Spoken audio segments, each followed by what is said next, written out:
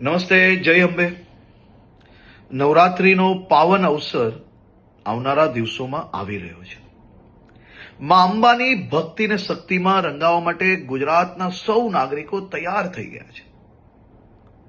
નવરાત્રીના આ પાવન અવસરે સૌ ખેલૈયાઓ દિલ મૂકીને માં અંબાની ભક્તિ અને શક્તિમાં રંગાઈ શકે, ગરબે ઘૂમી શકે તે માટે ગુજરાતના મુખ્યમંત્રી શ્રી ભૂપેન્દ્રભાઈ પટેલના માર્ગદર્શનમાં ગુજરાત સરકારે છેલ્લા અનેક વર્ષોથી નવરાત્રી મોડે સુધી રમી શકે, સાથે સાથે મોડી રાત સુધી નાના નાના વેપારીઓ, ફેરિયાઓ અને જે લોકો દરરોજ આ કામ કરીને એમનું પરિવાર ચલાવે છે, તેમનો ધંધો રોજગાર ચાલી શકે તેની બી ચિંતા કરવામાં આવતી હોય છે.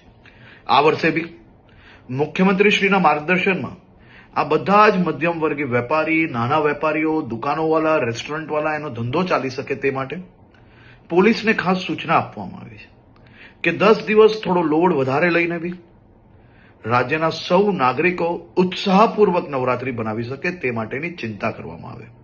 સાથે સાથે સૌ ખેલૈયાઓ અને આયોજકોને બી વિનંતી છે કે આપણું મ્યુઝિક, ડીજે, બેન્ડ આ બધું આપણા જ આજુબાજુમાં રહેતા લોકો, અગર હોસ્પિટલની બાજુમાં આયોજન કરતા હો તો ત્યાં આ બધી જ જગ્યાઓ પર લોકો બીજા જે ત્યાં રહે છે તે હેરાન ના થાય તેની બી જવાબદારી આપણી છે.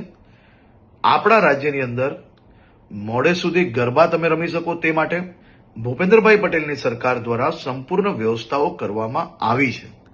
પરંતુ સાથે સાથે એક જવાબદાર નાગરિક તરીકે તમે બી સૌ લોકો પોતપોતાનો ફરજ અદા કરશો તેવો મને 100% વિશ્વાસ છે.